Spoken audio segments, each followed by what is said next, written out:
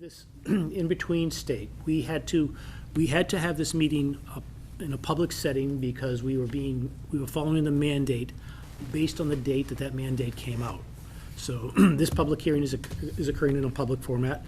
And we do have two public hearings today, which we'll be reviewing some decisions on. And probably our next meeting, I think, will also be in that same format. But going forward, I don't know what type of format we'll utilize, because quite honestly, we have been having much more public participation with the Zoom format, which is something that we're sensitive to, because we want as much input that we can get from our citizens. And so that's something that our board is discussing, and we'll probably continue to discuss over the next couple meetings. But we won't do that tonight. But I just wanted to let you know that the reason we're here tonight is because we had a deadline, we had to follow a deadline, and so that's what it's about. I do want to indicate that George Morse, who is there on the wall, will be participating remotely. George, can you hear us?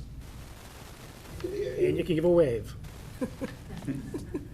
See, he's there. It's not just a picture. Okay. We hear you loud and clear. Yes, all of our votes tonight will be by roll call in, and Larry can actually kick me under the table. We do have two public hearings, and as we have been doing, we're trying to limit our public discussions to 30 to 40 minutes if possible, just out of courtesy to the applicants, our speakers, and the agenda. And our public hearings are actually going to start at 7:15, which will be in 11 minutes. Until then, we're going to probably look at some items on our agenda, and probably what we can speak to. Do you want to do a little planner's report, Martha? Sure. I actually don't have a whole lot to report, and I meant to. The one disadvantage of being up here rather than at my desk is that there are things that I forgot to bring up. But we have received an environmental notification form for the Orchard Street culvert replacement, and there's a 30-day review period. It's a very large binder that I have in my office, so if anybody's interested in taking a look at it, you're welcome to stop by. It's a project that was actually funded through a municipal vulnerability planning grant, and it's also before the Concom, I think. Right. And so that was with MVPC, right? Yes. Okay. Well, not municipal vulnerability. Municipal, okay. Yeah. And it is before Concom. There wasn't any discussion last night on it, but there was at a previous meeting, and I think it'll be coming back. I think they're just waiting for some more approvals because they have to go through multiple layers of agencies for that. Okay. Liaison reports. Leslie. Probably the most positive thing from last night's meeting was that the town of Newbury has received about $750,000 for COVID relief.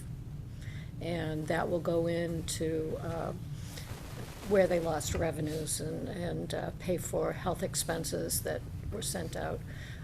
There were a lot of appointments. Other than that, there wasn't really anything that was outstanding. Okay. All right, great.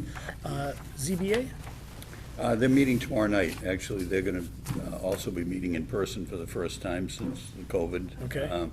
And I think I mentioned last time, it's also Howard Traster's last meeting. Right. He is has had his appointment renewed. I don't know if anyone's been selected yet in his place, but we'll find out. All right. Yes. Pete, if I could just backstep for a second. There was a lot of concern from the citizens on Larkin Road, and they came up, and they need a lot of clarification on who actually is overseeing how that culvert and the bridge is going to be repaired, and what jurisdiction who has the jurisdiction over the final decision-making process on that. All right, so that's something that the select board is dealing with. The select board referred back to the planning board and Concom. Okay. What exactly does that mean? I think it's, I don't know if there's clarity on which camp this project is supposed to be in, because Martha, from my understanding, and why don't you clarify, planning didn't have any involvement in this process? That's correct. So planning had no involvement in the process, and so I'm not exactly sure how we'd be involved now. In conservation, did they have any, They did, they had to approve or grant an order of conditions for the culvert replacement, so they and Georgetown both so there might be some participated in more that. discussion with regards from conservation? Correct, Okay. correct. But for any work that's in the town's right-of-way, that's really under the select board's jurisdiction. Okay, so, So that has to really be made clear to them because it was completely unclear at last night's meeting. Yeah, I'm that- sorry I wasn't able to be there No, last that's night, okay. given my- I was here, so they, basically, they were going to take, they encouraged the crowd to send their concerns in the form of an email or a written letter and to the select board and what their questions were, and they would review them and answer them to the best of their ability, but still referred back to the planning board and the conservation commission as far as that was basically under our jurisdiction. Right. Well, I will have further conversations with them. I mean, there's some documents that need to be put in place, say right of access and easements for the developer to do work in the road. There needs to be an intermunicipal agreement Right. between Georgetown and Newbury, since they want to run their water line, and all those kinds of things. So, we've had discussions Yeah, about that. it was, for the 3-minute per person, 15-minute total allotment time for discussion last night, it went into a 45-minute, maybe a little bit more Oh, goodness. discussion. We didn't have enough time, and we're here tonight. so just for clarification, this is not, this is not an agenda item on our agenda. These are. These are just, These are this reports. is my report This is a from, report from one board, from a liaison to our board, just to inform our board what's going on. The board doesn't have any authority to act on it, we're just receiving a report. So I understand that you want to speak to it, and I think the best way to speak to it is to put it truly in writing to Martha, so that we have all of the important bullet points that are of concern. I know there's been a lot of correspondence, but it's not in our wheelhouse. Respectfully, sir, that we were directed to you last night. I mean, the Very liaison heard it. specifically and explicitly. We put it in writing, it's ignored. Okay. We're here And tonight I to believe speak my about it. concerns have been expressed per the correspondence recognized at last night's meeting, whereupon we were once again directed to you, Mr. directed. Greco So called me what- personally and told me to come. Okay, so what I'd like to do is this needs to be put on an agenda if we're going to be discussing a public item, so we can put it on our agenda, if it's appropriate to be on our agenda. And I think the discussion has to take place with the appropriate individuals to then appropriately be placed on our agenda. And it's not that I don't want to talk about it. I It's just that I have to do it in the appropriate manner. And I understand that there are concerns, and I've heard concerns. And is there any other direction that you want to give, Martha? No, I mean, I think there needs to be some clarification, because it's really, my understanding has been it's not something that's really in the planning board's jurisdiction, so And obviously in there was turn- some, Yeah, and So- exactly, so- and Martha and I have been together on this since the inception, and we continue to get tremendously muddled advice from the top down and from the bottom, but I think Martha's living in the same cloud that we're all about to live in. But last night, in no uncertain terms, they put it on you, whether it's right or wrong. They directed us to come here to make sure, So- to find out where directed, how to be Our directed. understanding was everything about permitting the bridges under your. So let's Well- do this. We need to have some conversations, and then if we need to put it on our agenda, then it'll be placed on our agenda, and then we'll have a public discussion about it. Can I ask it to be on an agenda, the next coming agenda? What you can if do that's is you can possible? submit anything you'd like to in writing to Martha by email, and that's an easy way to get things going. Very good. Then I'll look yeah, forward to that. okay, 2 weeks ahead of time, 2 weeks if you ago. can, yeah, No, it'll be tonight. yeah, No, next. Jack, we understand, and I walk up and down that road Yep. every day, walking around. I've talked to a lot of people, there's a lot of concern, it needs to be clarified, do the very best we can to help you guys out, to get the clarification you need, but we're not We're- empowered to do so right now, And but we- they're bumping it back and forth, I understand. Yeah, and it's just we're seeking a process to follow. Understand. And we're 6 weeks into, still don't have process between the boards, and there has to be a connect that's not happening, and that's why I'm seeking it tonight through either your urging or, last night, clearly they told us what direction it needed to go, so that's why I would ask that it be part of your agenda, whether we're redirected back up the line by this board as per the next agenda discussions, or that we need to go to the select board to re-put it on their agenda to try to iron out who's responsible for the encompassing. Understand. So I appreciate all your time, and thank you very much for the Zoom component. I believe, too, that more voices is a great thing, and Yep. it's a great thing that you do. Thanks so much. Let's see, we have 2 minutes, and I'm going to try to do a quick Concom report. Concom has been talking about the Orchard Street project, and that'll be coming back to us. There's some projects that are going to be going on with salt marsh restoration, which are very interesting and have a wonderful influence, importance to our community. Let's see, what else?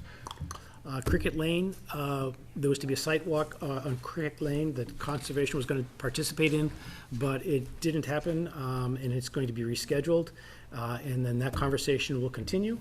What else am I missing? I think those are the big ones. Yeah, I mean, it was a full agenda, but It was a full agenda, and we had a technological problem last night getting our meeting started. It was just one of those things. Hopefully, that won't happen again. So, I think we're pretty close to, if we all take a deep breath, we can wait 30 seconds and hit 7:15. So, let's see, our first item agenda will be public hearing continuance, open space residential development, OSRD special permit application, 105 High Road, map R48, lot 49. Applicant is DePiro LLC, owner Mitch Manton, formerly author, and Sandra Costanis. Our last hearing session was May 19th, 2021. And I will apologize now if I don't project loud enough, and if you can't hear me, just please raise your hand. It's just my voice isn't as strong as it used to be. Okay, so at this point in time, we do have a findings and decision that we'll be reviewing tonight, but I want to know if there's anything new to submit to the board from the application, from the applicant team. Is there anything new to submit? No, just that one letter that we had submitted previously, and Ms. Martha, Taylor had yep. submitted it to you, I believe. Okay, Thank great, you. thank you. Do the board members have any questions at this point in time? And I'm going to start with George first. George, do you have any questions as to what's at this point in time? Beautiful, great. Woody? Okay. Leslie? No. Larry? No. Okay, beautiful. Okay, then what I think I'd like to do is go and review our draft of the OSRD special permit decision, section by section. One disadvantage that we have right now is I can't put this on the screen as we had before. So what we're going to do is I'm just going to highlight, and Martha, please let me know if there's anything that I'm forgetting. Page 1, and again, if anybody has any comments, just to put a hold for me. Page 1 on the procedural history. Are there any questions or comments on page 1? No. Okay. Page 2 continues with the procedural history, just for the audience. It just indicates the different individuals that were involved, who peer review was done, when notice was given, when the state of emergency occurred, which then shifted us into a different meeting. We then talked about different informations that was submitted and plans that were reviewed, and then a site visit. Any questions on page 2? George, questions on page 2? Okay, anyone on the board here? No. Okay, great. Continuing on page 3, which is more of a summary of the materials that were submitted, and we have 3.5 pages of submitted materials, everything from the application to the actual sheets, which are the documents which describe the diagrammatics, to the plans that were prepared, the various series of plans that were prepared, through to narrative. So I guess it's complete to page 3, and then 3.5 to 4 with all the correspondence that we received. Any questions on any of those components? George, any questions? No questions. Beautiful. Board members, questions? No. Okay, thank you. Continuing on page 6 now, we have the project description. This probably, I'm going to read this just so that the audience, individuals will be able to have an appreciation of what the project description is as it stands. The project consists of approximately 16.31 acres of land and 129 feet of frontage located on High Road in the residential agricultural AG zone district. The property currently consists of an existing single-family home proximate to High Road. After a lengthy public hearing and multiple plan revisions, the final OSRD plans for which the applicant seeks approval depict a 10-unit condominium OSRD development upon the property, which is known as the project. The final OSRD plans depict a 3.75 acre development, approximately 163,533 square feet, that consists entirely of upland, which the applicant identifies as the development area. Final OSRD plans also show 12.56 acres of open space, approximately 546,834 square feet, that consist of 8.46 acres of upland, approximately 368,475 square feet, and 4.1 acres of wetland, riverfront, and floodplain, approximately 178,359 square feet, which the applicant identifies as open space. As noted in section 2 above, however, the OSRD plan were revised on numerous occasions throughout the public hearing. As originally proposed and shown on the April 15, 2020 plans, the OSRD plan showed a total of 11 lots, 10 new lots together with an existing house and lot. A single-family home was proposed on each of the 10 new lots. The existing home was proposed to remain as part of the proposal. Accordingly, the total number of dwelling units and lots in the OSRD would be 11. The OSRD plan also showed approximately 900-foot long, 40-foot wide private road serving each of the 10 new lots. In its initial submissions, the applicant described the property as containing 910 square feet of upland, 207,533 square feet of development area, and 502,831 square feet of open space, comprising 710,367 square feet of land in total. A yield plan accompanied that original submission and showed 5 two-family lots resulting in 10 units. The applicant asserted that he was eligible for a density bonus of 1 unit due to the percentage of the site being set aside as open space, bringing the total number of dwelling units proposed for the OSRD to 11. Both the yield plan and the OSRD plan were revised on multiple occasions during the public hearing process from the original submission to the present plans, and included versions which depicted 6 two-family lots on the yield plan, resulting in 13 units OSRD, including 1 bonus lot, among another concept and configurations. This increase in the scope of the proposed project compelled the board to renotice and re-advertise the public hearing because the proposal now materially exceeded the scope of the project that had originally been described in the original notice and advertisement. I'm reading this for a historical perspective, that's why it's important. Each incarnation of the yield plan and OSRD plan necessarily included changes to the layouts of the private road, as well as changes to the calculation of what the applicant identified as development area and open space. As each version of the plans required the board to begin its consideration anew and to seek additional peer and department review, the public hearing necessarily had to be extended on multiple occasions to allow all interested parties, including the public, an opportunity to understand the proposal before the board. Adding the complexity of this review, there appeared to be certain discrepancies between what the board and the applicant considered to be open space within the meaning of section 97-5C. The applicant appears to have drawn a distinction between the open space requirement, the upland requirement, and the requirements that the open space upland be contiguous.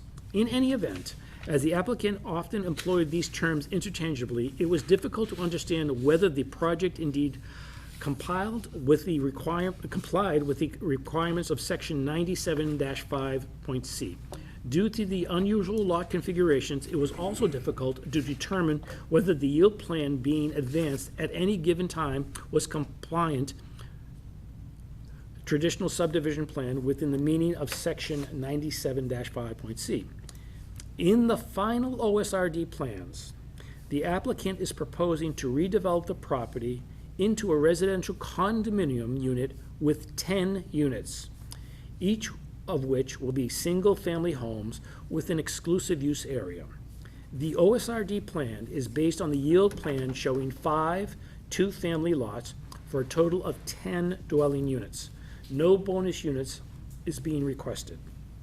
The ownership of the project will be structured under MGL Chapter 183A as a condominium and managed by the Association of Owners, i.e. a condominium trust. Each dwelling will have an attached garage and room for up to 2 visitor spaces in the driveway and an exclusive use area. The project will have only one access way that will extend off High Road. As shown in the concept plans, the access way, identified as Seagate, is now designed to be 22-foot wide, paved way along with the infrastructure, will be privately owned, managed, and maintained by the condominium trust. The way will be open to the public and will provide vehicular, pedestrian, and bicycle access to the open space. Within the open space, the applicant will construct a 16-foot wide gravelled public access path and a gravelled parking area for up to 6 cars. The applicant will install the septic system on the field portion of the open space and will maintain it in a mowed field. The applicant is proposing to include the entire rear portion of the property, which contains 9.9 acres of land, approximately 429,459 square feet, as part of the open space. The applicant has proposed that the condominium trust retain fee title to the open space and be responsible for the maintenance of all trails, parking areas, and other amenities. In addition, the applicant is proposing to grant a conservative restriction, a CR, for the open space for the benefit of the residents of the town of Newbury, which CR can be held with the town of Newbury under the custodian and care of the Conservation Commission. All right, Larry, do you want to do findings and determinations? Sure. So on page 8, findings and determinations. The board makes the following specific findings and determinations. 1, this matter is properly before this board and the applicant is qualified to apply for the OSRD special permit requested. Pursuant to section 97-54 of the bylaw, any subdivision of land that would create more than 4 lots or housing units is required to submit an application for an OSRD. The applicant has elected to develop the property as a condominium and has submitted evidence and demonstrates that the property meets the minimum requirements for a lot in the RAG district. In compliance with section 97.5C and chapter 112 of the Code of Town of Newbury, during the public hearing, the applicant submitted evidence that the project will satisfy the primary and secondary purposes set forth under sections 97.5C1A and B of the zoning bylaws. 2, the applicant appeared before the board for a pre-application meeting in accordance with section 112-4 of the Code of the Town of Newbury. In preparation for the meeting, the applicant submitted a site context plan, an existing conditions map, and a general description of applicant's concept for developing the OSRD. During the meeting, the applicant and board discussed the features of the property and the value of protecting the entire rear half of the property as open space. 3, the applicant complied with all of the application process requirements of section 112-5 of the Code of the Town of Newbury and the board's rules for filing a special permit. The applicant revised its plans in response to certain comments and requests of the various department heads, members of the board, and peer reviewer, as well as the abutter and town resident comments. Although the applicant did not make every change discussed, the applicant was generally cooperative with the board's review and peer review. 4, the applicant submitted with the application a yield plan that shows a by right 5-lot conventional definitive subdivision plan with 10 residential units located in 5 duplex structures. The yield plan confirms that the lots will comply with all of the dimensional requirements for lots in the RAG zoning district and Newbury subdivision rules and regulations, as well as the requirements for an OSRD set forth under section 112A1A-I. No waivers would be required. The yield plan was included with the concept plan and reviewed by the members of the board, the peer review engineer, and legal counsel. The number of units shown on the yield plan establishes the basic maximum number of units for the OSRD at 10 units for the purposes of the OSRD special permit. Notwithstanding the technical compliance of the yield plan, the board recognizes that there may be additional provisions applicable that have not yet been considered. For example, sections 117.1, 117.18C and E, and section 117.19. If and when the board receives a proper application for approval of a conventional definitive subdivision plan, there may be additional information that the board would have to review at that time. Accordingly, the board reserves its right to do so if and when a complete submission is filed. 5, the final OSRD plan design reflects the requirements for the design process established under sections 97.9C8 and 112.5A2. All primary conservation areas, which consist of 178,359 acres of land that is classified as wetland, riverfront, or floodplain, and the secondary conservation area, which consists of 368,000 square feet of land that is classified as open meadow. Forested land and land with other similar natural landscape features have been identified and delineated. The development area, which consists of 163,533 square feet of land, and the open space, which consists of 546,834 square feet of land, have been identified and delineated. The proposed location of the homes and their associated exclusive use areas, the septic system, and other features of the development have been shown on the final OSRD plans. The final OSRD plans show the private way and the open space access and parking area and proposed location of trails, which, in the opinion of the fire department and peer review engineer, meet the requirements for safe and adequate access for all dwelling units and the open space. 6, subject to the waivers and conditions set forth herein, the applicant has substantially met all of the open space requirements. The open space shall be subject to the controls as required by the OSRD bylaw by means of either a conservation restriction or an open space restrictive covenant, which are described more fully below. The applicant has agreed to convey or permanently restrict the open space pursuant to section 97.5C11A of the bylaw. As noted above, while the final OSRD plans show sufficient open space in upland, it does not show sufficient contiguous open space upland. While the applicant would suggest that these open space areas are contiguous because they may be considered connected if they are separated by a roadway or an accessory amenity, as set forth in section 97.5C12A1, the board does not read this section as the applicant does. Nevertheless, as the totality of the open space shown exceeds what would be required under the zoning bylaw in quantity and arguably value, the board does have the authority to resolve this discrepancy through a waiver where it determines that allowing non-contiguous open space will promote the goals of this bylaw and/or protect identified primary and secondary conservation areas.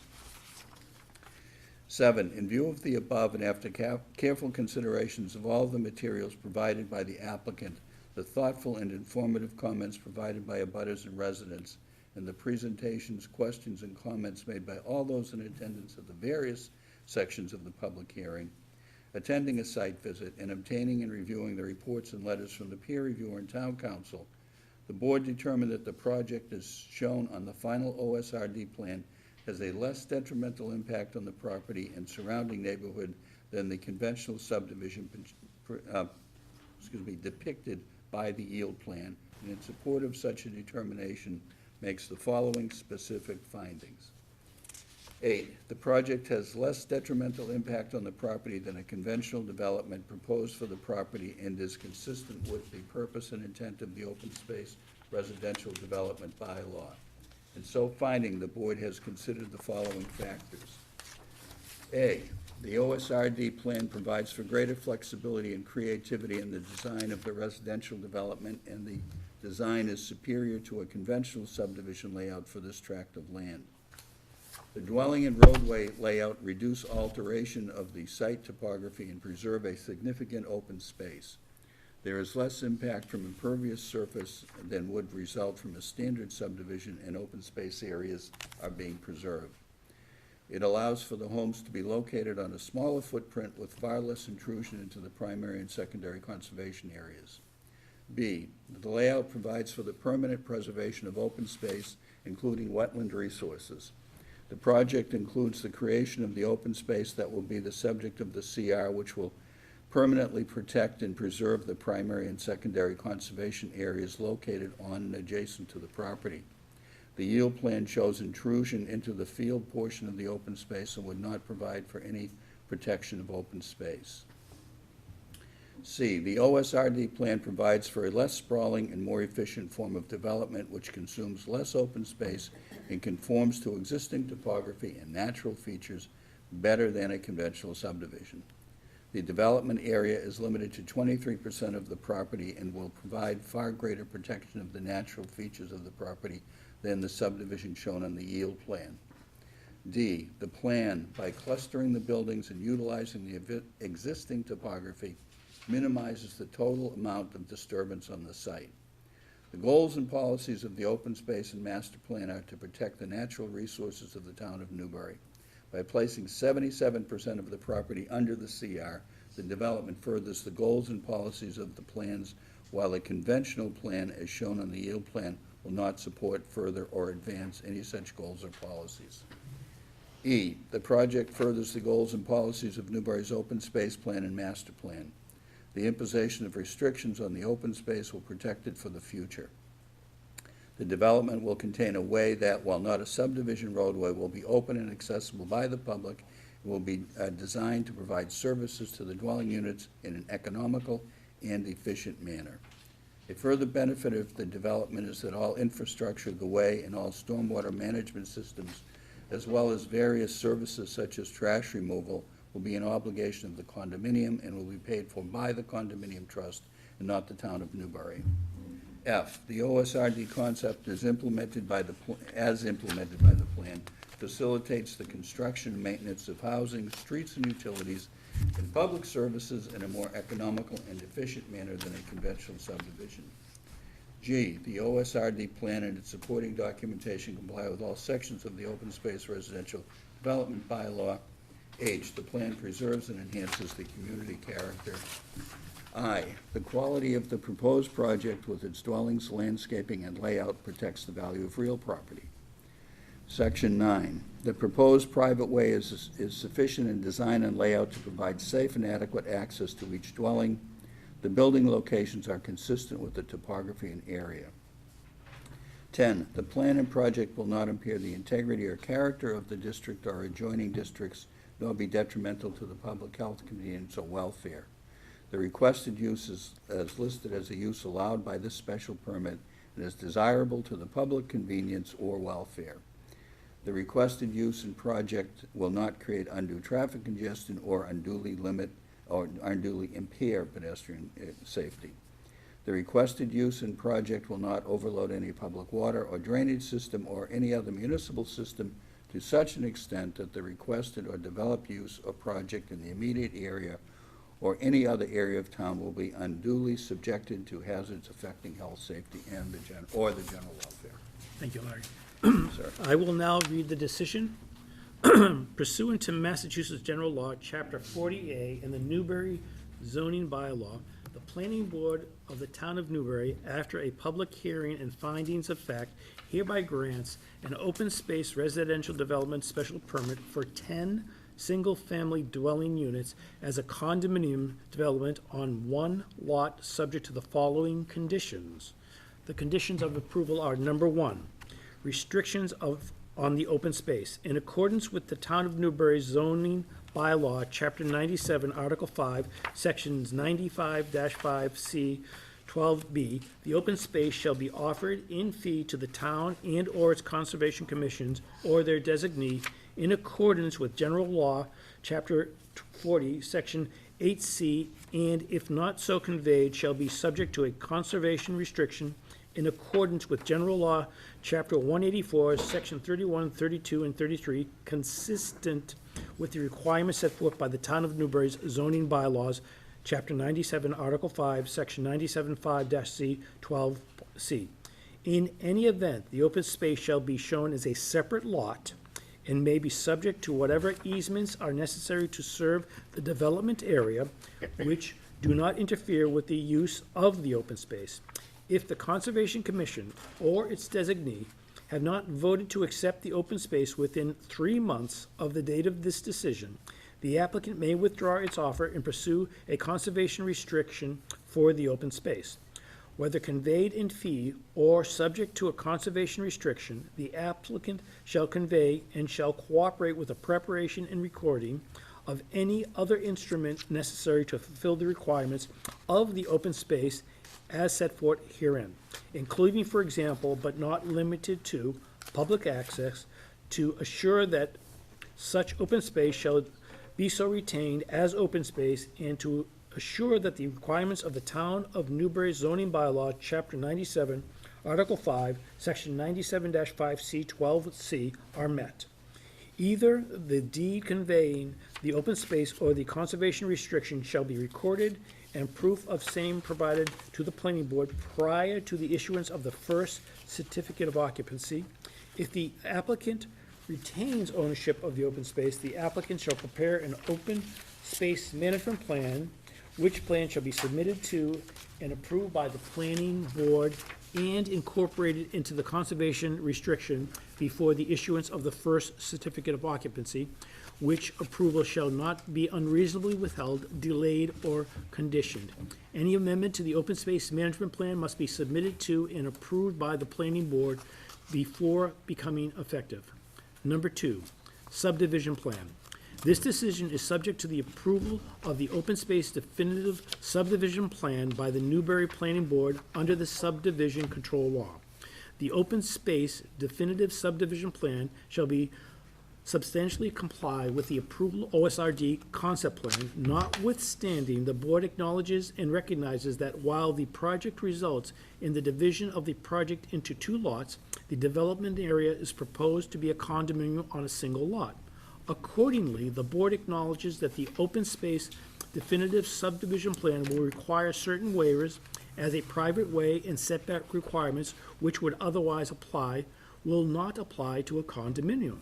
Notwithstanding, the construction, operation, and maintenance of the project shall be consistent with all the facts contained in the above findings, and the open space definitive subdivision plan will incorporate design features that are in substantial compliance with the concept sketch plans. Number 3, recording. The applicant shall record this special permit at the Southern Essex District Registry of Deeds before any work is undertaken on the site. While this special permit shall be deemed issued when filed with the town clerk, no development activity shall take place on the property until the special permit has been recorded at the Southern Essex District Registry of Deeds and evidence of such recording has been provided to the planning director. Number 4, lapse. The special permit shall lapse in 2 years, which shall not include such time required to pursue or await the determination of an appeal referred to in MGL, Chapter 40A, Section 17, for the grant hereof, if a substantial use thereof has not sooner commenced except for a good cause, or in the case of permit for construction, if the construction has not begun by such date except for good cause. The roadway shall be completed to bind a course of pavement and inspected and approved by the board's consulting engineer within 2 years. Number 5, modification. The special permit for the OSRD concept plan shall be reconsidered if the substantial variation between the open space definitive subdivision plan and the concept plan, a a substantial modification shall be any of the modification described in the Newbury zoning bylaws, chapter 97, article 5, section 97-5C 13B. If the board finds that a substantial variation exists, it shall hold a public hearing on the modification to the concept plan. Slight modification to the design or layout of the structures and/or infrastructure, or to the configuration of the open space around the structures and infrastructure, which prior to the construction or site work are determined by the board or its designee to be minor, may be made to the project as field changes without the need for modification of the special permit or a public hearing. The board reserves the right to allow such minor modifications. Number 6, other approvals. This special permit shall not be constructed as approval from any other board, committee, official, or department. The conditions of approval of all other permits issued by other boards or agencies of the town of Newbury shall be considered conditions of the approval under this special permit in the event that said permits contain conditions. Conflicting with the conditions hereof, the planning board reserves the right to amend the conditions of the special permit after hearing so as to render it consistent. 7, private ways, septic system, and stormwater maintenance. A corporation or homeowners association or trust shall be established and shall be responsible for the maintenance of the right-of-way, including the cul-de-sac turnaround, the common septic system, and the stormwater management system. Parking and public access to the open space shall be provided in accordance with the final OSRD plan and any applicable state requirements for public access. Number 8, waste disposal systems. Board approval is granted subject to approval by the Newbury Board of Health of the proposed common waste disposal system. 9, water supply. Planning board approval is granted with the understanding that the city of Newburyport will allow the applicant to connect to the existing water service on High Road and that there is capacity in the system to supply the development. The project shall receive any requisite approvals from the city of Newburyport for water supply to the development. 10, further subdivisions. No further subdivision shall be permitted. 11, preconditions to occupancy. Prior to the issuance of the first certificate of occupancy, the conservation restriction, open space restrictive covenant, access easement, and all requisite condominium documents and open space management plan, if any, shall have been approved by the board. The condominium documents, i.e. the master deed, trust, condominium association documents, and condominium bylaws, shall at a minimum provide ownership of the owner's space if not conveyed, the way of open space access, all associated infrastructure, including stormwater management systems and septic systems, by the condominium trust.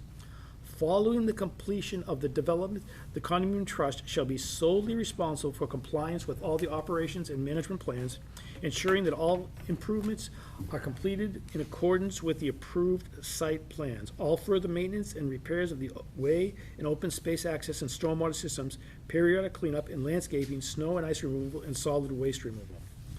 12, approval of documents. The board shall provide the applicant with written notice of its approval of each document or written comments as to such changes required for such approvals within 30 days after each of such documents has been delivered to the board. Approvals of a document by others shall not be preconditioned to approval of the documents by the board. As each document receives all requisite approvals, the title holder of the property shall record the approved documents with the Southern Essex District Registry of Deeds and shall provide the board with such proof of recordings. And the last page is for signatures. I'd like to go through board members. I'm going to start with George. George, do you have any comments on what we have discussed?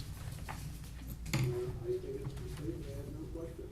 Okay, thank you. No questions from George. Larry? Yeah, Do you just a have couple comments, of or- things. If we could turn back to the findings and determination, paragraph 5, it's on page 9. The final OSRD plan design reflects the requirements for, second sentence. All primary conservation areas which consist of 178,359 acres of land, I think that's probably square feet. Square feet. Yeah. And the paragraph 8, at the very end, it talks about the board's authority to grant the waiver of the contiguous upland, but it doesn't really explicitly say that the waiver is being granted, so the I think we could probably use another sentence in there, just clarifying that.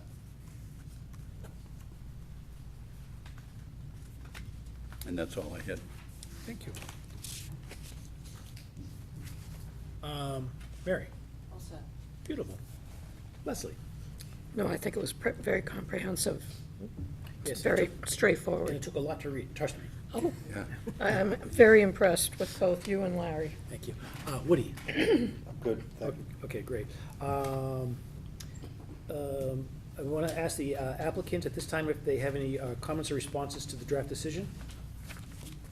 So, good evening, Jill Mann, here on behalf of DePiero Properties, the applicant connection with this. I did submit, I guess, a document back to you showing all of my comments. I don't know if you'd received it or not. So, all of those comments.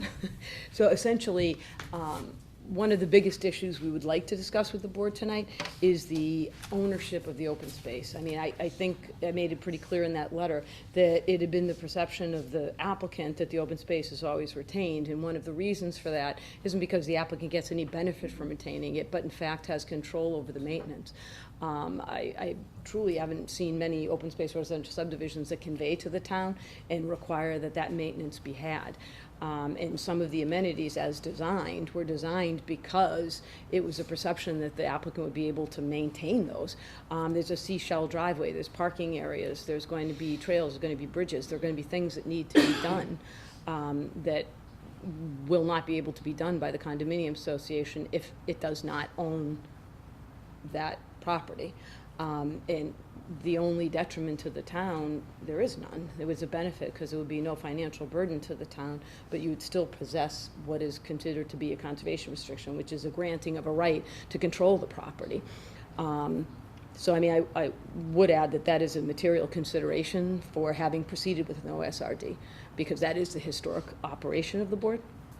That was one of the big things. The other thing is I just gave some comments because some of the things is written, believe it or not, create confusion when people read things. It's part of the public record when they're recorded instruments. So some of the information provided where you're saying, oh, it's going to be a 13-lot subdivision, it's this. People don't read well, and when they see things like that, they get confused. It's essential to the record, but I don't know how essential it is to a recorded instrument. At least from my perspective, it's not, because it creates ambiguity and confusion for people who are the normal people reading it. And then I just put in some minor comments, like some things, as you had said, some things kind of, there were some typos, so I corrected them. There were some, like the findings part, I actually moved a paragraph, I think it's paragraph 8, I moved to the beginning because it actually should have been at the beginning to describe that, and you saw that in my comments. But the big thing really was the open space component. I mean, everything else is as we discussed, we agreed to the 10. The one other thing I would just mention is, so we have to kind of separate when you did the occupancy, and I should have written this in that comment back. So there are 10 units, but one of them is the existing home. So that already has an occupancy permit. That's not going to get another one, so it exists and it would continue to be occupied. So that has to be massaged into the text of the decision somehow. And that's it in a nutshell. Okay, great. All right, thank you, Joe. Thank you.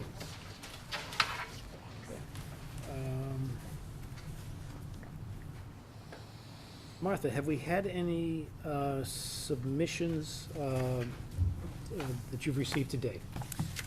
We've had a few. One is the letter from Jill Mann dated June 17th, which she mentioned, regarding the ownership of the open space. We received an email from Carol Rice. Let's see. On June 14th, which was in your packets, and yesterday received an email and a PDF from Peter Ganchev with thoughts. Okay, great. And all board members had an opportunity to review those? Yes? Yeah, I have not had an opportunity to review Attorney Mann's comments, and I will certainly do that at my earliest convenience. I only just got it late this afternoon. But as far as the rest of it goes, yeah. The same, pretty much what Larry said, not in completion. Also, George, any comments on what's been reviewed or presented? Yeah, I have no comments. I received this late, so I was not able to completely cover the markups. Okay. Great, thank you. Is there anyone from the public who would like to present any new material to the board at this point in time? Please feel free to come up, identify yourself, name and address, and we're looking for new materials that have not been discussed or presented. Well, I did send, I'm Peter Gankler. Come right up here, yep. And for the record, if you want to give your name and your address, please. I'm Peter Ganchev, 117 High Road, and I just want to send the PDF, and had some comments and questions in there. And when I heard today about the requirement to get Newburyport to agree to provide that, but that impacts the assumptions on the yield plan, does it not, if it's public water or not? So I'm kind of confused about, we're agreeing to a lot of stuff based on assumption that we don't have a letter yet from the town of Newbury, or from the city of Newburyport. And I'm wondering, doesn't that lead for problems later on? I guess the best way to answer that is that would be up to the applicant to obtain it, because if he can't obtain it, then he can't go further. Okay, So our job is to, and if I misspeak, Brian or Martha, please, of course, correct me. Our job is to see if this meets the requirements of an OSRD. So that's what our job, our task has been. And what we've discussed on our decision is that process that we've gone through. okay. And another point I had was, I sent up some pictures in the PDF showing Catherine's easement. And, you know, if that's, from what I understand, that has been recorded as well, and it's legal. So that would impact the whole access portion of the plan, it would seem to me. So I have to let you know that we're not involved in the land issue or Right. an easement issue. That is an issue between the two individuals. Our role is to, again, identify if this qualifies for an OSRD. Right. And I just want to check with Attorney Winter. Am I correct on that? That is correct, and just also highlight for the record that that issue has been discussed on several occasions, and I don't know exactly which meetings, Yeah. but you'd see extensive discussion of that particular Yeah. issue in the minutes of a number of meetings. Okay, but I guess seeing the picture of what it looks like or could look like is pretty dramatic in terms of it's basically the whole driveway that's in existence right now. So, you know, what happens if it turns out that the courts agree with Catherine, that easement is there, then what happens? Again, our job is to identify if this meets the requirements of the OSRD threshold. Right. If there's a land court issue, or if there's a abutter that has a concern that has a legal challenge, that is not in our wheelhouse. Okay. Yeah, I hope you understand. I do, but it seems to me like access is dependent on that, you know, like the roads and stuff, aren't they kind of dependent on that? All that I can say is there's a difference of opinion here, and it's not our, we can't make that determination or weigh in on that. The other thing too is on the previous OSRDs, the yield plan and OSRD calculations were always single units. And on this one, basically, the yield plan assumes duplexes, correct, or two residences? So what I'm going to do is, I'm going to direct this again to Brian, because Brian has handled this discussion before. That's right. So, on previous evenings of the public hearing, that, as I understand your question, came up maybe once or twice. Once anyways, yeah. And it was about, you know, whether or not the calculation had to be based on the number of lots, the number of units, et cetera. And between Ms. Taylor, myself, and the board, we parsed through the bylaw and its specific use in different areas of how it identifies a dwelling versus a unit, and came to the conclusion that they're distinct terms used in distinct ways. So what you actually get in terms of your calculus is a unit count and not the actual physical structure count. It's based on units. So that's something we spent a good deal of time on to figure out if those were married concepts or separated concepts. Okay. And that's the conclusion that was reached. But then there's a table in the Newbury zoning regulations that I shared as well, where it talks about single-family homes, hotels and motels, and they're permitted or not. And there's sort of an ambiguity, because it says that two-family residences are permitted, but multifamily dwellings up to a limit of 4 units is not permitted. So isn't that kind of contradictory? No, can I answer that? Sure, please. Actually, if you look in the definition section of it's under dwelling multifamily, you'll see that multifamily is defined as 3 or more units under the same roof. So duplexes don't qualify as multifamily under the specific definition in our bylaw, even though in common parlance it is multifamily. Well said. And it's based on the specific language of. Okay, the because it's, yeah, it's town's just very confusing, bylaw. you look at that table and say, It is, if you know, I'll be honest with you, it took me forever to find the definition. It never occurred to me to look under D.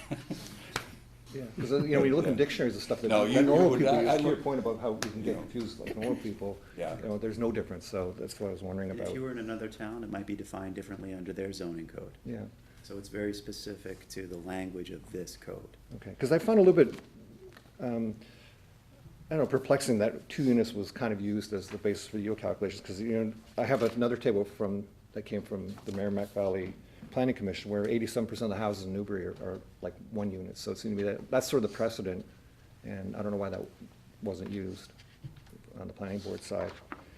And then, the one last thing was this, I did speculate a little bit about what the project might look like, because the artist rendition looks great. It looks really good. But what would this look like in real life? And, you know, I was trying to struggle to what that might be. And there's an OSRD that Newburyport is building, and it looks a bit like this.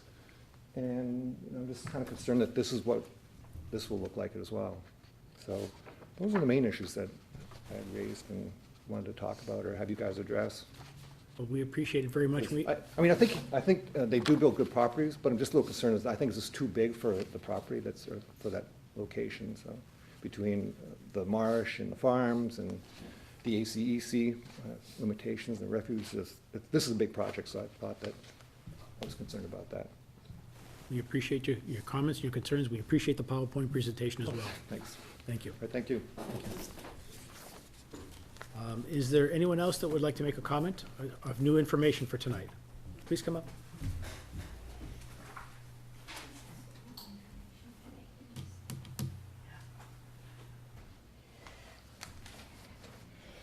Hello, Catherine O'Brien. I'm a direct abutter at 103 High Road. And I wanted to comment on Mr. Weiner's, what he just said about the yield and how the yield is different things in different time areas and so forth. According to 112-5 application, the yield plan is the maximum number of allowable units that shall be derived, and it shall be from a conventional development conforming to the applicable zoning bylaw provisions and subdivision rules and regulations. And I want to just go to the subdivision rules and regulation 117-6, which says one dwelling on any lot. And just as Larry said, a two-family is not a multifamily, it's a dwelling. It is one dwelling. So, according to these bylaws and rules and regulations, there is a current home there, which is not a two-family, single family. And then there are 4 lots with one dwelling unit on each lot. If you decide to say that the two-family is 2 dwelling units, then you are in violation of the subdivision rules and regulations 117-6. So that was new, that I wanted to just bring to your attention and see if you had a comment on that. Brian, would you like to comment on that? I'm happy to if the board would like me to. So that's, from my perspective, a legal argument. The board has asked for my opinion, and my role as board counsel is to provide it, and I've done so. So the fact that there may be a differing legal opinion is no surprise to anyone. That happens in all of these cases. But I don't understand any of the comments to be new factual evidence that the board needs to consider. So this process may very well end with disagreement on a number of points, and this might be one of them. But I think the board is well aware of where I stand and the opinion that I've given on it. So I'd leave it at that. I would say to you that the rest of the yield plan is that the proponent shall have the burden of proof with regard to the basic maximum number of lots resulting from the design and engineering specifications shown on the yield plan. Now, I think that might be difficult because nowhere in these rules and regulations does it say that a two-family can become two single families. Nowhere, even for condominiums. He's supposed to defend it.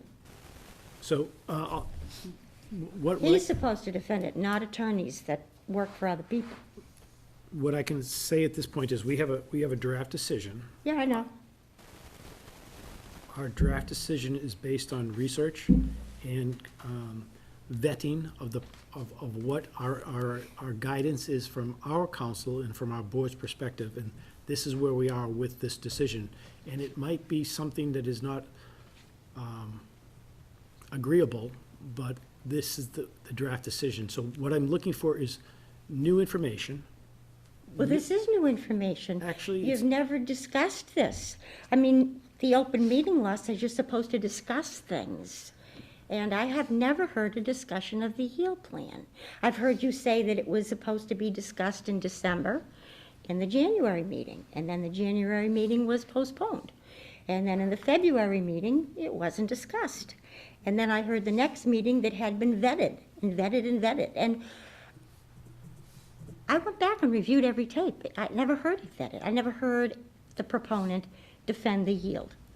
I never heard him find anywhere in here that a two-family on one lot, which is one dwelling, can be split in two to make two single-family homes. It's just not in here. I'm sorry if it doesn't fit with your draft, but that is the truth. And that is one of the reasons I will appeal. The second thing is that, just as Mr. Weiner says, some things are a difference of opinion and some things we just can't get into. And one of those things is the 7-foot easement. And I did provide each and every one of you with a copy of the 7-foot easement. It is an exclusive easement. And I'm going to just take a second and just read to you what the judge in the Superior, Essex County Superior Court. I'm going to interrupt you. This goes to the access of this property. This is not something that I'm just bringing up because I have it. I They don't. cannot put the road in with Excuse- my 7-foot access. Excuse me. First, I don't want you getting upset, and I don't want you raising your voice to this board. It's not necessary. It truly isn't necessary. I understand you have a different opinion. It's not an opinion, it's a legal document from a judge in Superior Court. That's not an opinion. I understand you have a position. The judge had a position. I understand there's a difference of opinions here and difference of You're positions. just using that, you're just, wordsmithing this. This is a legal document. I do You not. may not want to say that you agree with it, because if you agree with it, then his lot becomes almost inaccessible. So there's obviously a reason why you don't want to listen to what a judge has told is, and the thing is, I don't understand why you would discuss things that his attorney has brought up, but you wouldn't discuss things that the rest of us have brought up. You just say, thank you very much, thank you, that was nice. Well, you know what? This is another reason. This easement, you're gonna be getting a notice from the court shortly, when my attorney is back from vacation. So, I'm glad you have your draft. Thank you. Is there anyone else that would like to address the board at this time? Okay. Any questions or comments from board members at this time? Larry? I don't think so. Okay. Mary? Great. Leslie? No. Woody? George? Okay, great. What I'd like to do is, Martha, it sounds like we're going to have a little bit of word correcting or addition as Larry has pointed out on page 9, paragraph 8. Yeah. You're going to have to add something? Yes. Okay, good. And then just a little clarification, cleaning up on page 9, section 5, acres to square feet. Right, got that. Okay, I think that's it, right? I think so, as far as comments from the board. Okay. Do you have anything to add to this discussion? No. Okay. What I'd like to do is I'd like to have everybody review and digest this, and I'd like to probably bring this on our next meeting and bring it to conclusion, if that's the case. So I would entertain a motion to continue the public hearing. So moved. Okay, so we were probably looking for, I think, Martha, am I correct, it's July 7th at 7:15 here in the hearing room? That's our next meeting, right? Okay, is that what you would like to do for your motion? Yes. Great, is there a second to the motion? I'll second. Okay, great, Larry has seconded. I'm gonna do a roll call. I'm sorry, any discussion on the motion? Discussion, George? No discussion. Discussion, Larry? No. Discussion, Leslie? No. Discussion, Woody? None. Discussion, Mary? Okay, on the motion, how do you vote, George? Yes. Thank you. Larry, how do you vote? Yes. Leslie, how do you vote? Yes. Woody, how do you vote? Yes. And Mary, how do you feel? Great, thanks very much. So this will be continued July 7th, 7:15, here at this hearing room. Great. Very much appreciated. Great, thank you. Enjoy the summer. All right, we're going to continue with our public hearings. Our second public hearing is a continuance of an OSRD subdivision plan application, 15 Coleman Road, map R02, lots 12 and 13, applicant owner, Zenco LLC, Tom Z, manager. Okay. Let's see where we're at. Do you have anything new for us, Tom? Yeah, sure. We won't listen to any creaking. Tom Zarico, 15 SD Street, Amesbury. Nothing new to present, just here basically to go through a draft decision and see if there's anything else that needs to be answered at this point. Great, thank you very much, Tom. Let me see if there's any board members that have any questions. George, do you have any questions at this time? Thank you. Great, thank you. Larry? No. Mary? Leslie? None. Okay, great. Then I think what I'd like to do is review the draft decision for the open space residential development definitive subdivision plan for 15 Coleman Road. So what we'll do is I think we'll do the same review as we just concluded. I'll go through the first couple pages. Page 1 is starting the project, page 2 starts the project description. Are there any comments with regards to page 2 from anyone?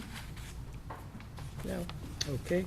Continuing, page 2 onto page 3 then has our list of submitted materials, which gives a historical of the application, the narratives, the different sheets.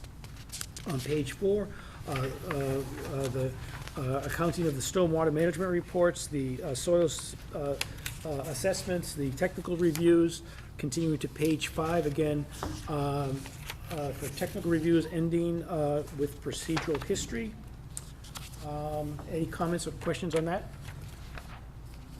Nope. Okay, very good.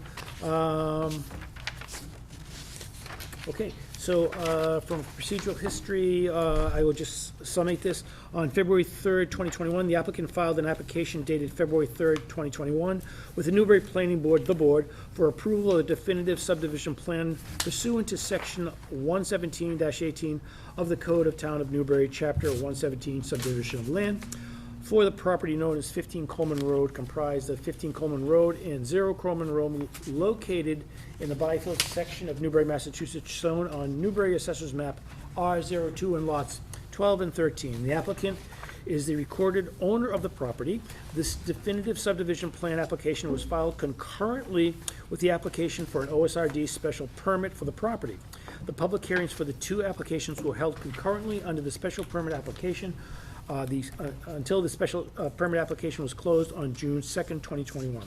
The applicant was represented by Tom Z, manager of Zenico LLC, and his engineer Philip Henry of Civil Design Group LLC, North Andover. The board was assisted in peer review consultation with Joe Zawarka, PC of North Andover. The board, following proper notice and the requisite application, commenced a public hearing of the applicant's OSRD special permit application on March 3rd, 2021. The public hearing was continued on April 7th, 2021, April 21st, May 5th, May 26th, June 2nd, June 23rd, and today's date is 23rd. 23rd of, no, we don't have the final date yet. Right. That's the final date, on which the date of the hearing was closed. During the course of the hearing, the applicant introduced oral, written, and graphic evidence. Abutters and interested parties participated in the proceedings, submitted comments on the project both orally and in writing. The plans and other submission materials were reviewed by the board. Throughout its deliberations, the board had been mindful of the statements of the applicant and its representatives and the comments of the general public as made by the public hearing. With regards to waivers, zoning bylaws, and subdivision rules and regulations, the applicant requested that the board waive the following provisions of the zoning bylaw and subdivision. The first was subdivision 117-18B13. Applicant requested the board waive the requirement for the plan shown in the location of all trees over 6 inches in diameter at 4 foot 0 inches above the ground be saved within the proposed right-of-way. Then I see something in the comments of justification. Correct. Help me with that. I did receive something from Tom yesterday. For that one, he is stating the justification is the development area of the site needs to be substantially clear-cut in order to accommodate the more dense OSRD development plan, which allows for the preservation of more open space. Did you write that, Tom? Yes, I did. That was very good. All right. Okay, so we can maybe consider putting that in if there's no objection or comments from board members? No. George? I couldn't hear the question. Did you hear what Martha had read that had been submitted by the applicant for the justification? I just thought of it. Martha, could you read that again, please? Certainly, and this is for the first waiver. So the development area of the site needs to be substantially clear-cut in order for, actually, let me do this, in order for the, to accommodate the more dense OSRD development plan, which allows for the preservation of more open space. Yes. Okay. Which one am I signing? Great, thank you. The second waiver is with regards to subdivision 117-18.C 1 and 2. Applicant requests that the board waives the requirement for environmental analysis, and this waiver is requested due to the small size of the project. The third is 117-23, general layout and dimensions. The applicant requests that the board waive the required minimum width of 53 foot for the cul-de-sac right-of-way to allow a right-of-way of 40 feet. And with regards to comments, the requested reduction is appropriate given the small size and rural setting of the project and will help preserve the natural appearance of the site and reduce the impact of the project on the site. The proposed roadway design has been approved by the Newbury Fire Department. The fourth waiver, which is in relation to 117-23B, general layout and dimensions, the applicant requests that the board waive the required turnaround dimensions of 165 feet from outside sideline diameter to 140 feet for outside roadway diameter to allow a 126-foot outside sideline diameter and a 122-foot outside roadway diameter. And this allows for the preservation of the existing trees and ledge outcrops and better matches the existing grades on the site. The proposed turnaround design has been approved by the Newbury Fire Department. The next waiver deals with 117.34A with utilities. The applicant requested the board waive the requirement that drainage piping be reinforced concrete to allow HDPE piping instead. And then we have a blank for justification. Do we have a suggestion for justification? Yes, HDPE drainage pipe provides for more watertight connections and results in less scouring and deterioration from impurities over time. Okay. Any comments on that modification? George, any comments on that modification? No comments. Great. Larry? No, I just point out that the peer reviewer has approved that change as well. Okay.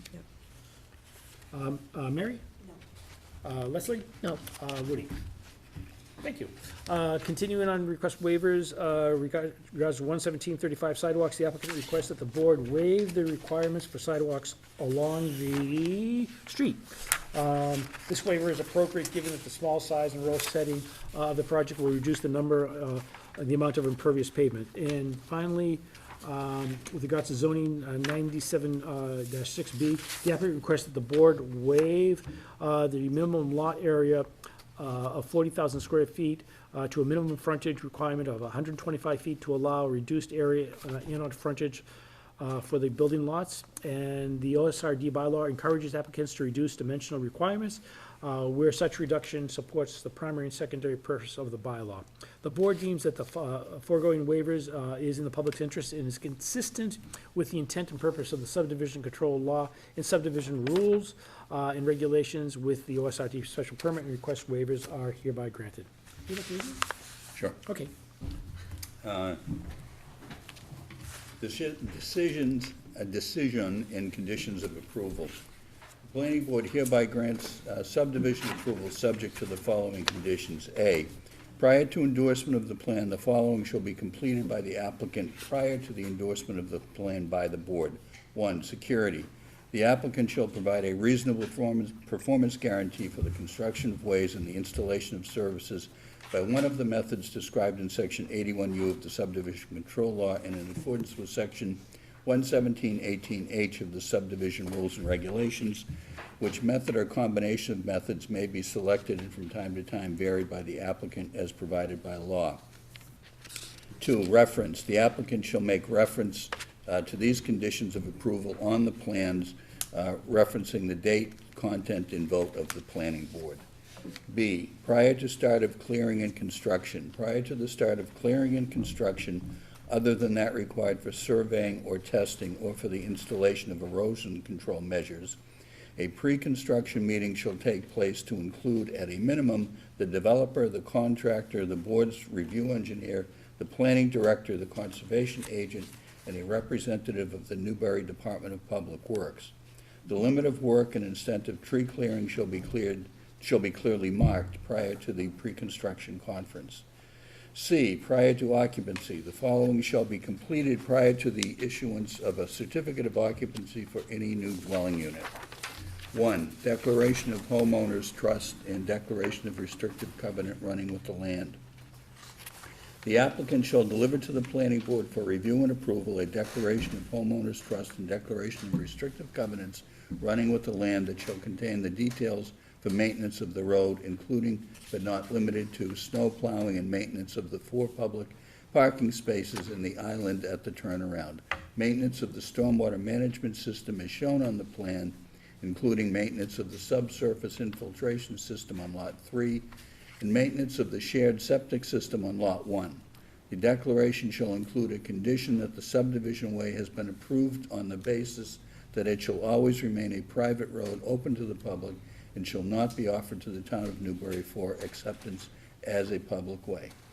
2, road surface. The subdivision road shall be surfaced with the binder course prior to application for any occupancy permits for any structures served by the roadway. This requirement is to ensure adequate emergency access to each dwelling and for which occupancy, each dwelling unit, for which occupancy is being sought. Utilities. All utilities serving structures which are served by the subdivision and shall be subdivision road shall be satisfactorily installed, tested, inspected by the board's review engineer, and approved by the board prior to application for any occupancy permits for any structure serviced by such utilities. D, subdivision road.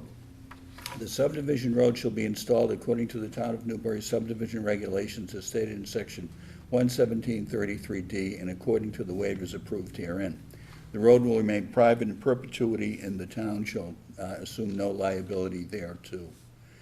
E, snow removal. The entire length and width of the subdivision road, including the paved area of the turnaround at the end of the cul-de-sac, shall be kept clear of snow and ice to ensure adequate emergency access to all structures within the subdivision at all times. F, rock and ledge removal. Hydraulic cameras and similar equipment may be used for rock and ledge removal. Blasting may be permitted and shall be done in accordance with 527 Code of Mass Regulations 1.00. All necessary permits shall be obtained and shall be final before blasting occurs, and all blasting shall be done in accordance with this decision and any such permit. Abutters shall be notified at least 7 days in advance when rock and ledge removal activities are scheduled to take place. G, approvals. Definitive subdivision plan approval by the planning board shall not be construed as approval from any other board, commission, official, department, or state agency.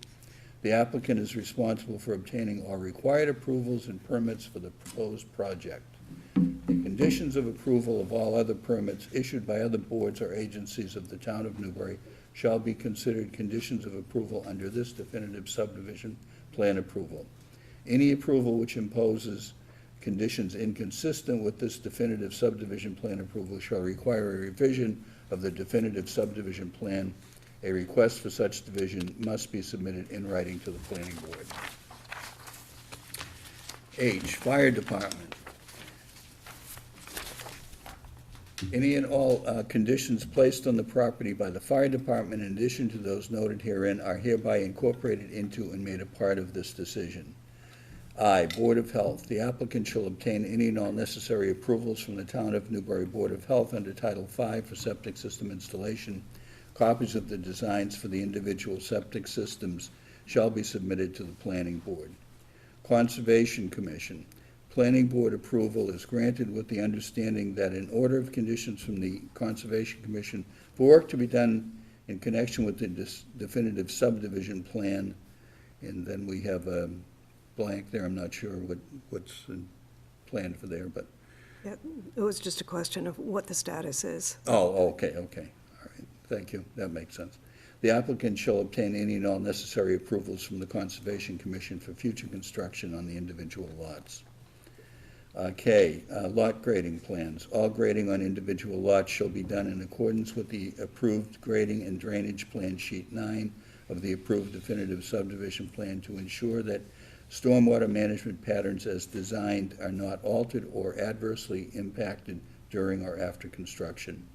Final grading plans for the individual lot shall be presented to the planning director and the planning board's review engineer for review prior to issuance of building permits.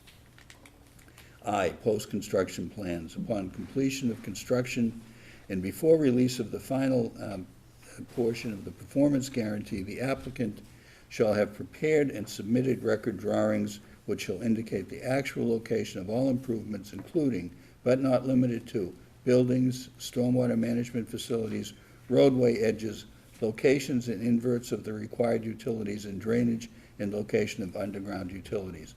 A professional engineer and land surveyor, both of whom are licensed to conduct business in the Commonwealth of Massachusetts, shall stamp such plan. M, inspections. Inspections shall be carried out during construction in accordance with the provisions of Article 6 of the subdivision rules and regulations. The cost of inspection shall be borne by the applicant, who shall provide funds to be placed in an interest-bearing escrow account established in order to pay consultant fees for these inspections. N, recordation. The plan shall be recorded at the Southern Essex District Registry of Deeds before any work is undertaken on the site. While the plan shall be deemed approved when filed with the town clerk, no development activity shall take place on the property until the plan has been endorsed by the planning board following the statutory 20-day appeal period and recorded at the Southern Essex District Registry of Deeds, and evidence of such recording has been provided to the planning director.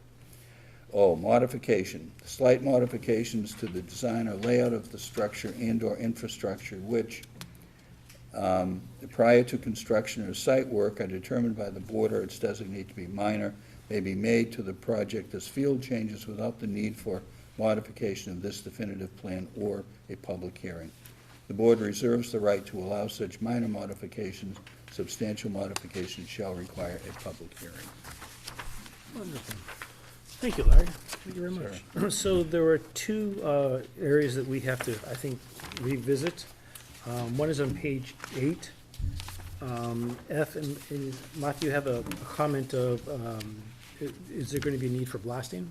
That's a question to the applicant? Yeah, and Tom can speak for himself. Hopefully not, but as you know, we don't know everything that's under the ground there. We know that there is some ledge and we'll have to be hammering at times. Hopefully it'll just be hammering, but, we need to have that that option if we need to do it. And of course, if we do, then we'll do it according to all the rules and regulations that apply. Okay. And the other is the status of Concom, and I think from my recollection, Concom's all set with that, right, Tom? Yes, Concom closed and issued, or made their vote and decision exactly 3 weeks ago today. I know that there's been some staff juggling there. I'm not sure. I corresponded with Kara just a little bit today to find out if those have been received and signed, but they're supposed to be done within 21 days. I didn't push it because I knew that there was some staff adjustments, so hopefully those are already filed and should be in, I think it's a 10-day appeal period for those, so that should conclude before these. Great, okay, thank you. Let me see if board members have any questions, comments on what we've reviewed. I'm going to start with you, George. Do you have any questions or comments on what we have reviewed? I do not have any. Thank you, sir. I like that. Larry, do you have any No, questions, comments? it's very thorough and comprehensive to me. Beautiful. Leslie? Total agreement. Woody? Thumbs up. All good. Oh, I like that. Let's see, Martha, are there any new materials that have been submitted since our last public hearing? We received a letter from Mary Gage, the author of the book that Woody so kindly let us take a look at, just with a little bit more history about the stones and her opinion on what should happen with it. So where do we stand with that? What's your opinion? I mean, she strongly feels that that it should be protected and that it should remain on public view along Coleman Road once construction is completed. If the stone cannot remain in its current spot due to the new access road, it should be relocated close by at a spot that will provide adequate stability for the stone. It currently rests on a stone or bedrock base and be sufficiently set back or otherwise protected from damage from snowplows and other hazards. How many stones exactly are there? And is it just one that is in the Smithsonian? Well, the mother stone apparently is there, but I thought, Tom said there were others as well. I thought in the original book that there was Four. others. That's what I. There's other examples of early American. There are 4. That's what I had read too. So I know the mother stone is one, but I had read from from the same source. Yep. That there were 4.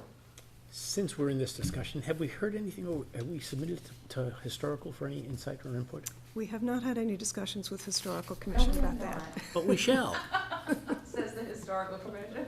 But we shall, because we need to. Yes, we do. Okay, At and, some point. and I don't know if there are any other components of the town that all should be waiting on this, other than historical.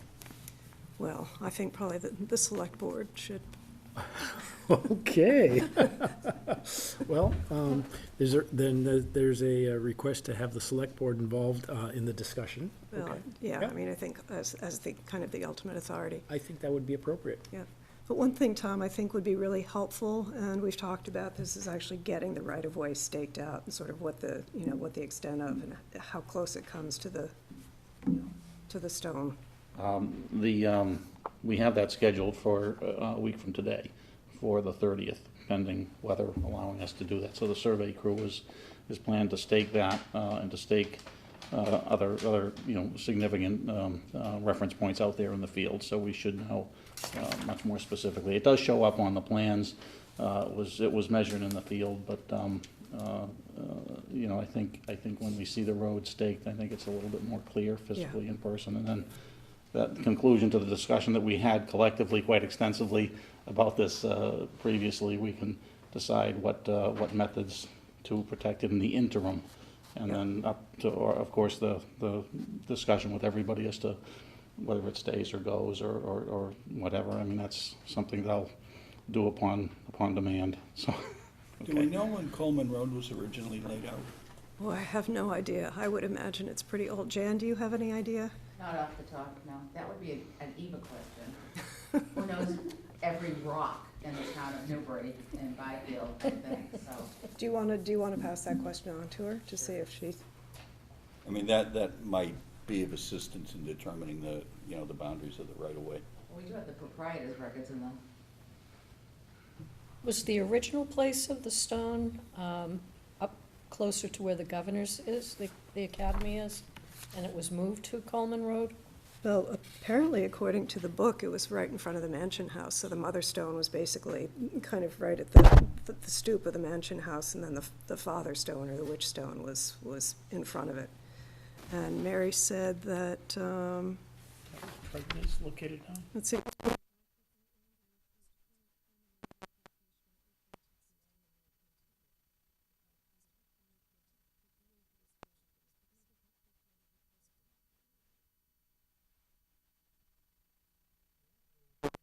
Continue to work on the father stone, rather than calling it that other Witch name. stone, They will call it the yes. father stone, the mother stone and the father stone.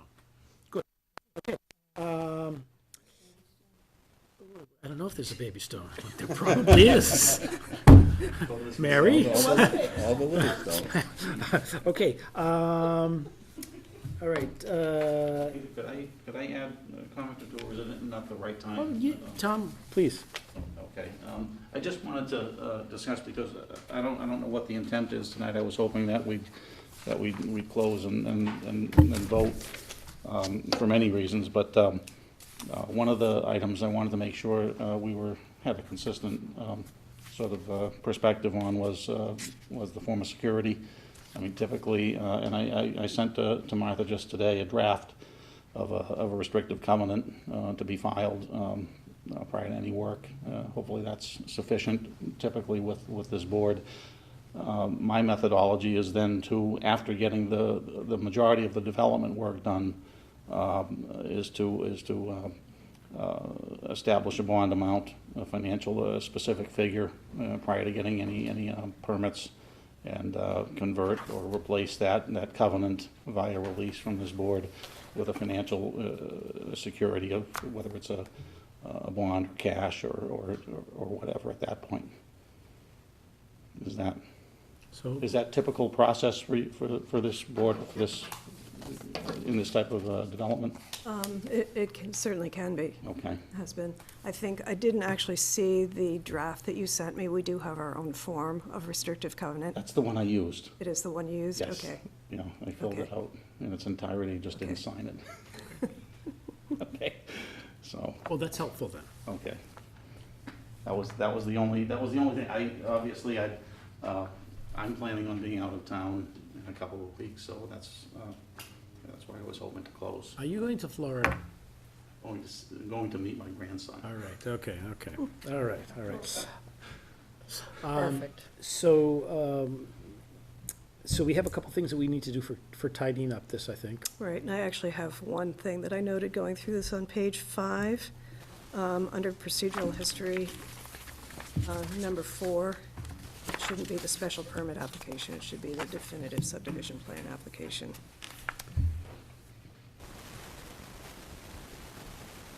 Say that again, please, Martha? In number 4, in the second line, it says OSRD special permit application. It should say definitive plan application, subdivision plan application. And I think I do have a note in here at some point, but I'll double check, just noting that both hearings were held concurrently until the special permit was closed. That was in the, I think, under number 1, public hearings for the 2 applicants. Yes, yep. Okay, cool. All right. Tom, I know that you want to try to get this buttoned up tonight, but we're probably going to button it up in 2 weeks. I know, I can see the face. But the good news, public comment, yes, please. Okay. Thanks. I'm glad that you brought it to my attention that I hadn't asked about. So Ben Armstrong, 30 High Road. I'm here with my sister. My parents are abutters. And questions literally on the margins. Because at the last meeting, we were talking about the witch stone, and that raised questions for us about who owns the stone walls. And particularly for us as abutters, the stone wall between my parents' property and the 15 Coleman Road property, which is a beautiful wall. And I'm just not sure who owns that, and if there are issues, how to address those. That may be beyond the purview of this board, but it's an interesting question because the stone wall and the witch stone in particular is such a topic. So I had a question of that. Also, this question of the green belt and the status of who will maintain that open space. I was curious about that. And one of our questions was, has the Historic Commission weighed in? And I gather you haven't yet, I but. am here, Forrest. Yes. I'm on this. So I'm thrilled to hear that is in the works. But those are my questions, and I'd love to hear anything. So I don't know if I have an answer to the stone wall question, and Martha, do we? Perhaps Attorney Winter might Ooh. have some. It's for a stone wall that's right on the property line. He's not unenthused. He did not bring his Sorry. surveying equipment. He was It's a hoping. process question, not an answer. I mean, you get a surveyor and you look at the history of it, and there's a whole process for trying to make that determination. And if it still can't be made, you end up in the land court to see if you can sort out the ambiguities. Okay. But it's not as though someone has a secret decoder ring and can just tell you the answer. Okay. Someone's gonna have to do the diligence, it sounds like. And I'm only basing that on what I've heard this evening. I don't know anything about the property or the issues, but just from what I gathered tonight, if it is that close a call and the surveys and the boundaries that have already been delineated haven't answered the question, some further title work's probably gonna have to be done, and then that leads. So, yeah, it was, I think it's just an interesting question, mostly because that wall is a beautiful wall. And it strikes me that if it needs to be maintained, if there are kids who like to climb on the wall who are living nearby, then that degrades a wall pretty quickly, as we've seen on, at the Mantor Fields. You know, it's hard to keep kids off of walls. And so that and the greenbelt question is, So- and I wonder, Tom, do you have any info on that? I'd be curious. If I can respond without getting up, I'd appreciate it. Sure, just speak loudly. First of all, I agree, that's probably the most beautiful stone wall I've ever seen. It's, I mean, so I agree, as long as I own this property, it's not gonna be touched, that's the only commitment, that's for the record. You know, so, I believe from the survey that it is on the line. It appears to be from everything I've looked at, so it's, you know, half and half or whatever it happens to be. But, I mean, I can't control, children, including my grandson, who I haven't met yet, climbing on a wall, but, but as far as my involvement, you know, I agree with you on the wall, so. Yeah, I think the question is more a question of, in the eventuality that happens, how do we deal with it? Discuss that with. And if that does happen, is that a homeowners association question? Or the people who own the lot that is in that section of the wall? I don't have the answer to that question. You know, I've lived on properties and see stone walls on property borders all over the place. Typically, it's like a tree that's right on the property line. I mean, typically, it's settled among neighbors, you know, that's, I think, the best thing. It may not be a technical solution, but it's one of those things that probably ends up being settled by neighbors, you know, hopefully in a civil fashion. Yep. And as far as Essex County Greenbelt, I mean, hoping that progresses, but don't know exactly yet. Have you talked with them or had any further discussions? They're planning on visiting the site again in a few weeks. Great. Yes, with their one of their land preservation committees. Would Yep. you? Okay, good. Thank you very much. If you need any poison ivy for your wall, I have some I can give you, then you can just, We are full up. okay, okay. It just Thank helps you. with the little people. Yes. I'm with you. Yeah, let's walk up We need together. to know where it is now. Gonna bring a grease gun. Janice Forrest, 72 Old Point Road. As far as I know, and we've looked into this before, if it's a boundary wall, it's against state law to touch it. There is fines. Not enough of a fine, but there is a fine. So when any of these developments, the same things happened like on Sled Road.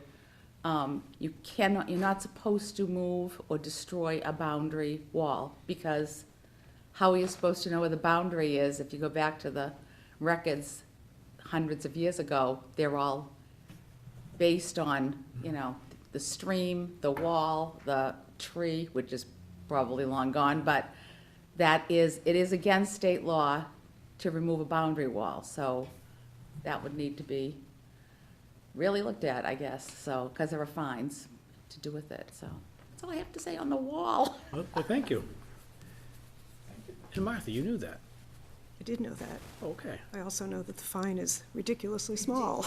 That should be something that the government should be fussing about instead of some of the silly things that they're doing. It was probably a lot when they wrote the statute. Like everything else, it hasn't been correctly updated. Has not so. been revised since. Boundary monuments get removed all the time, unfortunately. Any other discussion? I have none. Okay. George, you good?